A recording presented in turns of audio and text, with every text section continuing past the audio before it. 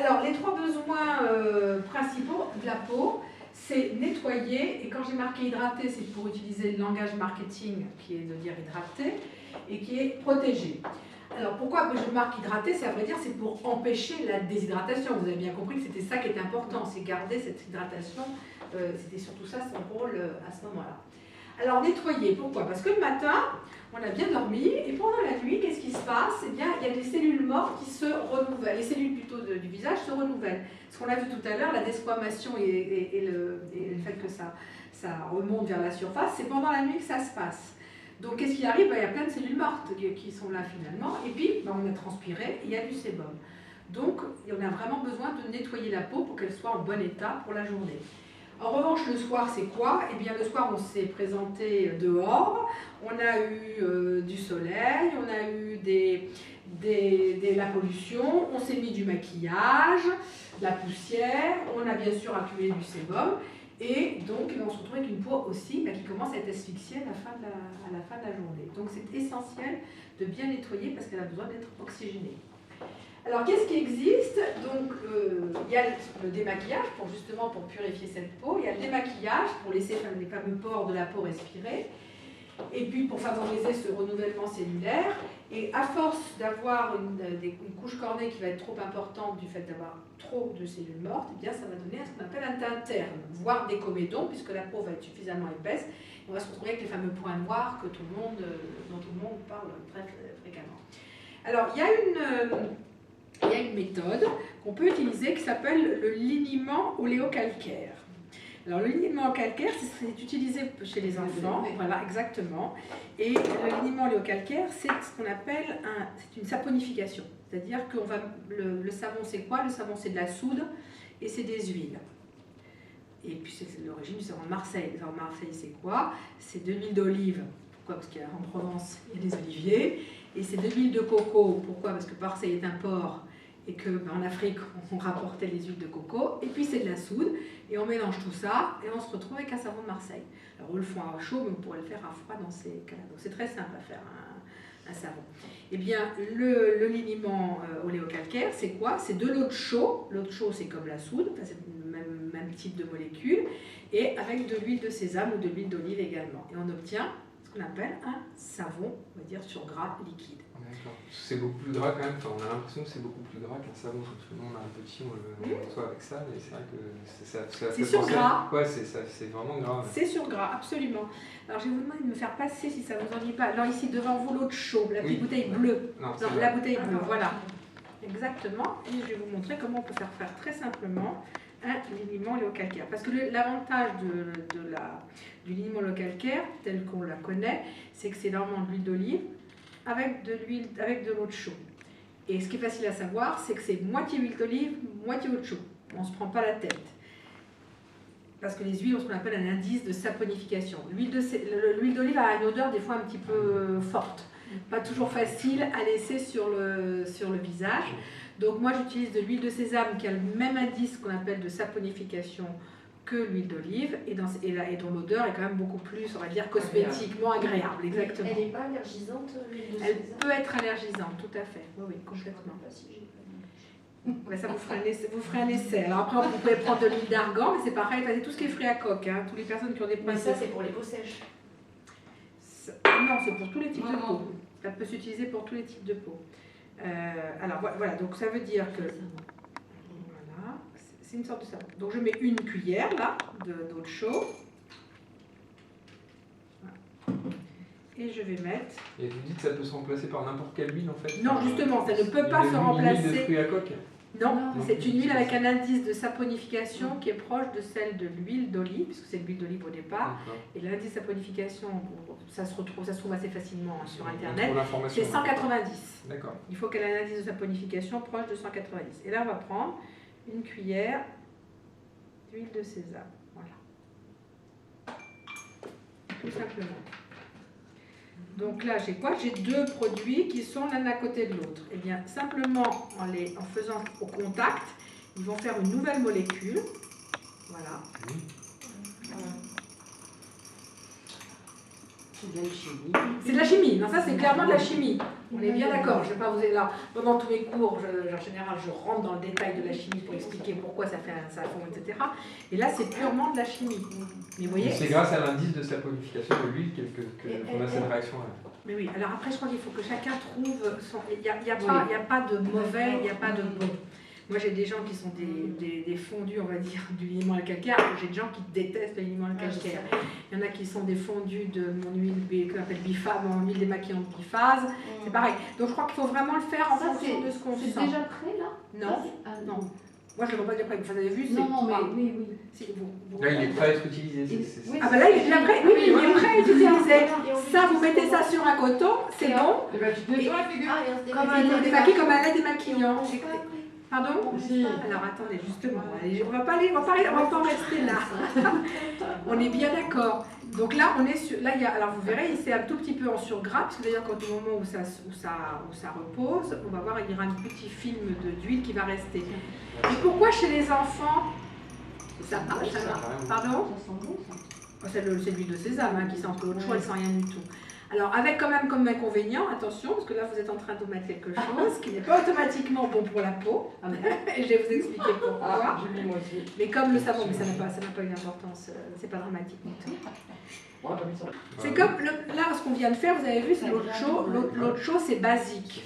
D'accord? Vous vous souvenez des pH acides, basiques, etc. Notre peau, elle a un pH de 5,5, on va dire, en moyenne. Donc, ça veut dire qu'elle est acide plutôt. Et acide, pourquoi? C'est parce que c'est à cause de la sueur hein, qui donne cet aspect. Et donc, vous voyez, voilà, c'est à 10. C'est à peu près donc c'est à 10, avec une peau à 5,5. Donc ça, c'est moyen. D'accord? Donc on ne laisse pas une peau nettoyée avec le liniment à la calcaire de comme ça. Le savon, quand vous prenez votre savon, quand vous disiez je prends un savon classique, etc., votre savon, il est à 10 aussi. Hein. C'est-à-dire que et le problème, si on laisse un savon basique comme ça sur des peaux un peu fragiles, c'est que votre flore bactérienne qui est habituée à vivre avec un pH acide, vous la démolissez si vous lui laissez quelque chose qui est basique. Ce qui veut dire que vous allez perdre l'équilibre qui est un équilibre bon pour la peau avec les bonnes bactéries. Donc il ne faut surtout pas rester comme ça. En revanche, l'avantage, c'est que les hydrolats, donc les hydrolats, vous savez ce que c'est, c'est des produits qui sont issus de la distillation. Vous qui êtes allé en Corse, vous avez vu ça, et que la distillation, c'est on fait passer de la vapeur d'eau à travers des plantes, et on en récupère à la fois l'huile essentielle et à la fois l'eau qui est passée, c'est imprégné de ce qu'on appelle des molécules hydrosolubles, on y récupère l'hydrolat. C'est ça l'hydrolat. Et l'avantage de l'hydrolat, celui-là, ça fait longtemps que je ne l'ai pas utilisé. L'eau de rose, par exemple, voilà. Et vous voyez, les hydrolats, 98% sont acides. Ah, pardon, là, est-ce que vous voyez? Vous voyez ici, là. Voilà. Plus c'est faible, plus c'est acide. Plus c'est A1, plus c'est acide, oui. À rouge, c'est de l'acide chlorhydrique, là, vous vous brûlez. Oui.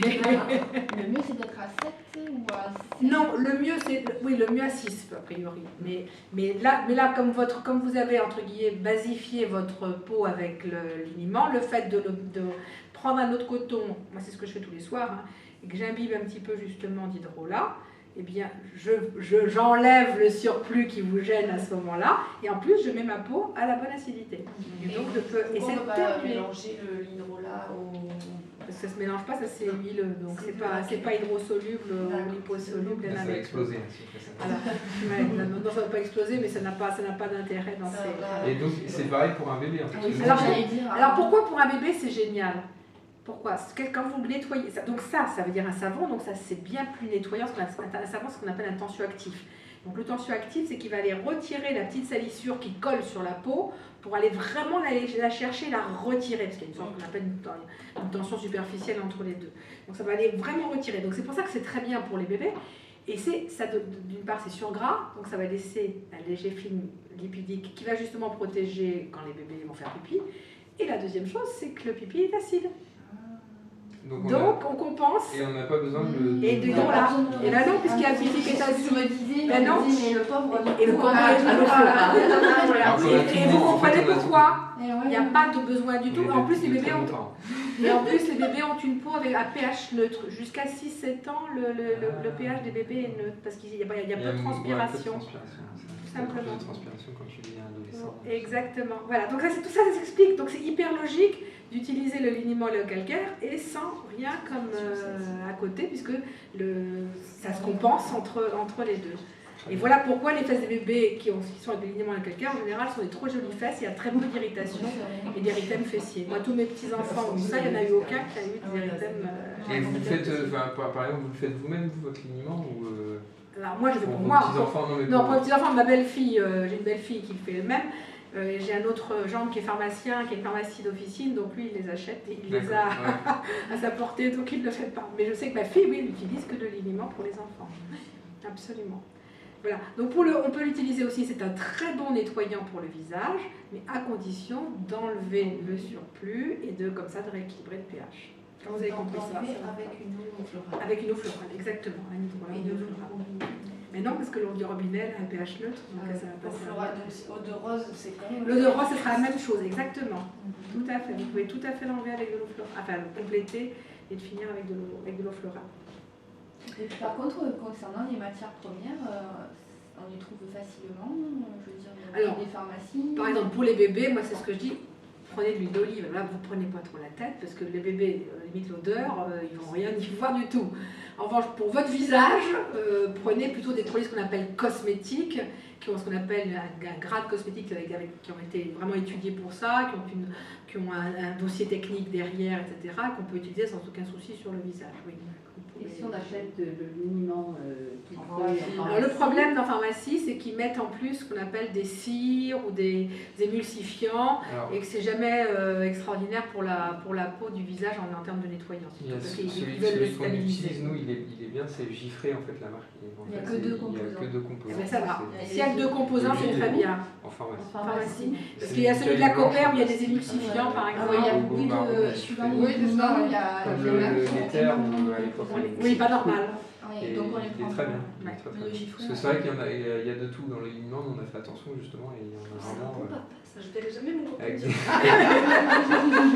Ça c'est après. C'est quand on est dans le beurre, voilà. Il faut le choisir. Mais c'est vrai, vous avez raison de regarder ça absolument, parce qu'on peut appeler liniment ce que l'on veut dans ça. Mais justement, il y a des pharmaciens qui nous ont dit un liniment, c'est un liniment quand même. Quand on regarde les compositions, c'est pas ça du tout. Et vous avez vu, c'est pas très compliqué et c'est effectivement à la portée de tout le monde et on n'a pas besoin de rajouter 50 000 trucs. Une fois qu'on a mélangé, ça reste comme ça. Alors ça va éventuellement faire une toute petite, voilà, pas un dépôt, mais il y a une petite huile va surnager parce qu'il est en surgras. Il suffit de mélanger le flacon. Vous allez le faire d'ailleurs. On va en faire un tout à l'heure, comme ça vous allez pouvoir repartir et faire des essais dans ces cas. Alors il y a une autre façon de purifier la peau. Il y a, je vous ai dit que la peau elle se desquame, il y a l'exfoliation où il y a ce qu'on peut aussi faire un masque. L'exfoliation c'est pour éliminer les peaux mortes, ça va donner une peau bien plus douce, ce qui fait que quand vous allez appliquer un sérum, il va être beaucoup plus facilement pénétrable bien sûr, puisque la couche quand même épidermique sera un petit peu moins épaisse. Donc les exfoliations, moi ce que je dis c'est qu'il faut faire attention aussi parce que quand même on enlève une partie de la couche cornée. Donc ça veut dire quoi? Ça veut dire que tout ce qui est peau mixte ou peau grasse une fois par semaine c'est faisable, mais pas du tout pour des peaux sensibles ni pour des peaux sèches. Moi ça je peux pas. Ah non, Alors en plus il faut le faire. C'est pas obligatoire, hein, on est bien d'accord, si vous nettoyez régulièrement la peau, s'il n'y a pas de papier, puis ça dépend de peau, mais vraiment, c'est à faire attention, on peut le faire, mais avec précaution dans ces cas-là. Alors, vous voyez, j'ai parlé aussi du gel d'aloe vera, on en parlait, là, de l'aloe vera. Alors, l'aloe vera est intéressant, particulièrement pour les personnes qui ont des problèmes d'acné ou des problèmes de peau grasse. Parce que dans l'aloe vera, c'est donc un jus qui a été mis dans une sorte de gelée, hein, on va dire simplement on met une gomme qui va lui permettre d'avoir un petit peu de consistance. Et dans l'aloe vera, il y a une molécule qu'on appelle l'acide salicylique. Et l'acide salicylique, c'est ce qu'on appelle un acide de fruits. Vous avez dû entendre parler des acides de fruits. Les acides de fruits ils ont des effets peeling. Donc l'avantage, mais doux. Donc l'avantage, par exemple, pour des personnes qui ont des peaux entre guillemets à tendance acnéique ou un peu impure, comme on dit, et à ce moment-là, mettre un petit peu d'aloe vera le soir va permettre, parce qu'il y a des molécules anti-inflammatoires, anti-infectieuses, cicatrisantes, donc à effet peeling, et bien mettre un petit peu tous les soirs va permettre pendant la nuit justement de nettoyer, d'enlever toutes ces cellules mortes, et la peau de respirer, et le lendemain matin, elles mettront un petit peu de sérum pour se protéger contre les intempéries, et c'est tout, et ça suffira amplement. Donc on peut, à ce moment-là, on ne fait pas d'exfoliation. On ne fait pas et aloe vera et exfoliation, on fait aloe vera ou exfoliation. Mais tous les soirs par contre, aloe vera. Voilà, tous les soirs pour les peaux acnéiques, voilà. Mais maintenant, moi j'en mets 2 à 3 fois par semaine par exemple. Je trouve que c'est bien d'avoir comme ça, de laisser ma peau un petit peu, lui redonner un petit peu de boost justement. Mais j'en éprouve pas le besoin de le mettre plus souvent. Donc ça après vous le faites en fonction de la peau. Donc voilà un petit peu ce que l'on peut faire pour nettoyer la peau. Ça c'était la première des choses.